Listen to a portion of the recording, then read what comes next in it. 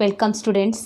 आज हम एक नया टॉपिक पढ़ने जा रहे हैं और वो है माइक्रोब्स इन ह्यूमन वेलफेयर के अंतर्गत microbes in production of biogas. माने बायोगैस के उत्पादन में सूक्ष्म जीवों की क्या उपयोगिता है, ये आज हम देखेंगे।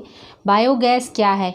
बायोगैस वास्तव में एक गैस नहीं है बल्कि कई गैसों का मिश्रण है और उसके अंतर्गत आते हैं मीथेन, कार्बन डाइऑक्साइड और हाइड्रोजन गैस।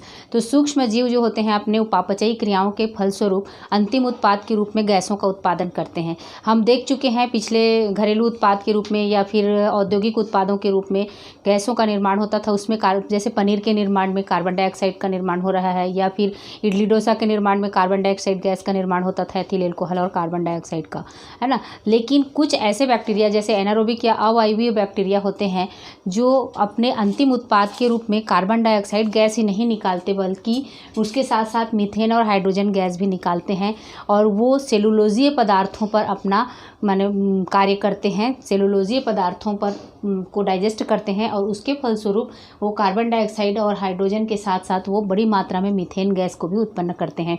तो ये सेलुलोजीय पदार्थ पर कार्य करने वाले जो बैक्टीरिया होते हैं या सूक्ष्म जीव होते हैं उनको कहा जाता है मेथनोजन बैक्टीरिया या फिर मेथेनोबैक्टीरिया कहा जाता है।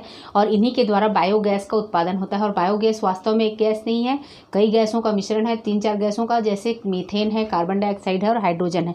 लेकिन अधिकांशतः उसमें बड़ी मात्रा में मीथेन गैस उत्पन्न होता है और ये मीथेन गैस जो होता है ज्वलनशील होता है, इसीलिए इसको ईंधन के रूप में और प्रकाश के लिए उपयोग किया जाता है। बायोगैस वास्तव में किस प्रकार की बैक्टीरिया, मिथेनोजन बैक्टीरिया या मिथेनोबैक्टीरिया, इस मिथेनोजन बैक्टीरिया कहा जाता है इनको। और वास्तव इनमें सबसे प्रमुख है मिथेनोबैक्टीरियम, है ना। सबसे प्रमुख है जो इस पर कार्य करता है सेलुलोज पर, वह है मिथेनोबैक्टीरियम, जिसके द्वारा उत्पन्न होता है मीथेन गैस। ये वास्तव में ये बैक्टीरिया जो होते हैं अवायवीय कीचड़ यानी अवायवीय कीचड़ और साथ ही साथ एक और जगह पर पाए जाते हैं, पशुओं के आमाशय का जो प्रथम भाग होता है, रुमेन कहलाता है, वहाँ पर पाए जाते हैं ये बैक्टीरिया। और इनका मुख्य कार्य होता है सेलुलोज को पाचन में मदद करना पशुओं में, है ना। पशुओं के आमाशय में पाए जाते हैं और सेलुलोज के पाचन में मदद करते हैं। तो रुमेन में ये बैक्टीरिया सेलुलोज को तोड़ने में सहायक होते हैं। तो गाय के स्टमक में ये बैक्टीरिया जो होते हैं सेलुलोज को पचाते हैं। उसके बाद जो उनका काऊ का डंग होता है या गाय का गोबर होता है, उसमें भी ये बैक्टीरिया प्रचुर मात्रा में पाए जाते हैं। और साथ ही साथ कई सेलुलोजीय पदार्थ जो होते हैं मेटाबॉलिक एक्टिविटीज़ के दौरान वो भी गोबर में उपस्थित होते हैं, सेलुलोजीय पदार्थ, है ना। तो उन पर ये बैक्टीरिया पाए जाते हैं गोबर में और साथ ही साथ प्रचुर मात्रा में सेलुलोज भी पाया जाता है और बैक्टीरिया भी पाए जाते हैं। तो इन दोनों का उपयोग करके बायोगैस का उत्पादन एक संयंत्र के माध्यम से किया जाता है और फिर उसको ईंधन और प्रकाश के रूप में उपयोग किया जाता है। तो बायोगैस का उपयोग खाना बनाने के लिए और प्रकाश को उत्पन्न करने के लिए किया जाता है। तो उसके लिए एक विशेष प्रकार के संयंत्र का उपयोग किया जाता है। सबसे पहले उसके लिए क्या करते हैं, मिट्टी में 10 से 15 फीट का एक गड्ढा खोदा जाता है। गड्ढा होता है जिसके अंदर माने गोबर को डाइजेस्ट करने के लिए डाला जाता है। तो उसके लिए उससे पहले कुछ हाइट पर, उससे ऊंचे जगहों पर गड्ढा नीचे खोदा, 10 से 15 फीट खोदा गया। उससे ऊपर थोड़ा सा कुछ एक गड्ढा खोदा जाता है या फिर एक टैंक रखा जाता है। इस पर गोबर और पानी को यानी काऊ के डंग और वाटर को लेकर यहाँ पर अच्छे से मिक्स किया जाता है और मिलाने के बाद एक नली के माध्यम से उसको कहाँ, इस डाइजेस्टर टैंक में डाला जाता है। डाइजेस्टर टैंक में फिर अवायवीय जो बैक्टीरिया उपस्थित होते हैं गोबर में, मिथेनोबैक्टीरियम, वो इसमें उपस्थित सेलुलोजीय मटेरियल का फर्मेंटेशन करते हैं और उसके फलस्वरूप डाइजेस्टर में कार्बन डाइऑक्साइड, मीथेन और हाइड्रोजन गैस उत्पन्न होता है। और इस टैंक के ऊपर में एक और ढक्कन, सचल ढक्कन, माने एक ढक्कन ऐसा होता है जो चलायमान होता है, उस ढक्कन को उसके ऊपर ढक दिया जाता है और ढक्कन के ऊपर में एक पाइप लगा रहता है और नली निकली रहती है और इस नली से पाइप लगाकर फिर गैस माने स्टोव में या फिर घरों में प्रवाहित किया जाता है इस गैस को। तो यहाँ से जब गोबर को डाला जाता है और डाइजेस्टर में यहाँ पर बैक्टीरियम कार्य करते हैं, मिथेनोबैक्टीरियम, और मीथेन और कार्बन डाइऑक्साइड गैस जब अधिक मात्रा में उत्पन्न होता है तब ये सचल ढक्कन जो है वो थोड़ा ऊपर की ओर उठने लगता है और इससे पता चल जाता है कि इसमें गैस जो है वो भर चुका है। और उसके बाद इसमें से नली का नॉब खोल दिया जाता है और इस नॉब से फिर हाउसेस में, गैस स्टोव में या प्रकाश के लिए, ईंधन के लिए, प्रकाश के लिए इसको गैसेस को सप्लाई कर दिया जाता है।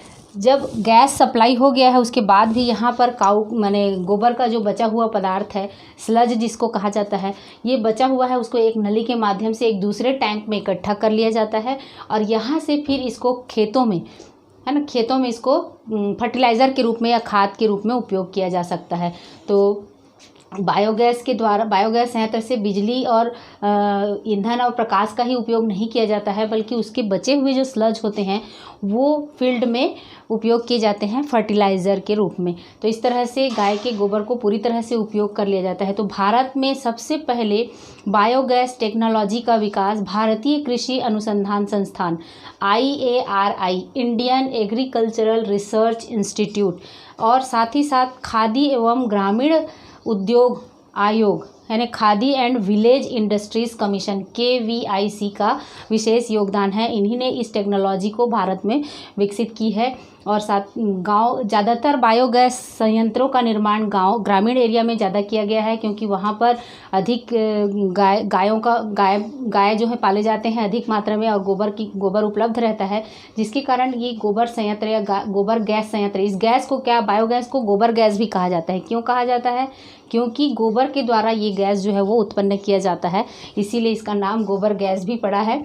तो गाँव में ज़्यादातर इस टेक्नोलॉजी का, इस संयंत्र का विकास जो है वो गाँव में अधिक मात्रा में किया जाता है, क्योंकि वहाँ पर गोबर उपलब्ध होता है। तो इसमें से एक क्वेश्चन ये बनता है कि बायोगैस क्या है ना, या फिर उसमें कौन कौन से गैसों का मिश्रण होता है बायोगैस में। फिर बायोगैस उत्पन्न करने वाले बैक्टीरिया का नाम पूछा जा सकता है। साथ ही साथ बायोगैस के निर्माण में सूक्ष्म जीवों की भूमिका क्या है, ये क्वेश्चन भी बनता है। एक क्वेश्चन और डायरेक्ट पूछा जाता है कि बायोगैस संयंत्र का डायग्रामेटिक रिप्रेजेंटेशन पूछता है, माने चित्र के द्वारा उसको समझाने के लिए प्रश्न दिया जाता है। तो बोर्ड के एग्जाम के लिए इतना पर्याप्त है कि बायोगैस क्या है। कई गैसों का मिश्रण है, जिसमें कार्बन डाइऑक्साइड, हाइड्रोजन के साथ साथ मीथेन जो है वो प्रमुख रूप से होता है, जो मिथेनोजन बैक्टीरिया के द्वारा उत्पन्न होते हैं। और ये कहाँ पाए जाते हैं? अवायवीय कीचड़ में, साथ ही साथ पशुओं के प्रथम आमाशय या रुमेन में भी पाए जाते हैं। और ये बैक्टीरिया सेलुलोजीय पदार्थों पर अधिक कार्य करते हैं। बायोगैस संयंत्र में 3 टैंक होता है। एक जो होता है जिसमें इनपुट टैंक होता है, जिसमें गोबर को पानी के साथ में घोला जाता है पाइप के द्वारा, फिर डाइजेस्टर टैंक में डाला जाता है। डाइजेस्टर टैंक में गैस का निर्माण होता है। जब बैक्टीरियम इसमें एक्टिविटी करते हैं सेलुलोजीय पदार्थों पर, तब मीथेन गैस और कार्बन डाइऑक्साइड और हाइड्रोजन गैसों का निर्माण होता है, जिसको एक पाइप के द्वारा यहाँ पर हाउसेस में सप्लाई किया जाता है। बचा हुआ जो स्लज होता है उसको फिर फील्ड में डाला जाता है, एक दूसरे टैंक में इकट्ठा कर लिया जाता है। इधर से गोबर डाला जाता है, इधर से गैस का निर्माण होता है बीच में, और लास्ट में क्या किया जाता है, इसको अलग टैंक में इकट्ठा करके इसको खेतों में डाल दिया जाता है। तो ये हो गया ओवरऑल गोबर गैस प्लांट या फिर बायोगैस प्लांट का ये डायग्राम अच्छे से आपको तैयार करना है। तो बायोगैस संयंत्र का डायग्राम जो है वो डायरेक्ट एग्जाम में पूछा जाता है, इसको आप अच्छे से प्रैक्टिस कर लीजिए। अब हम नेक्स्ट पढ़ेंगे जैव नियंत्रक के रूप में सूक्ष्म जीवों की क्या भूमिका है।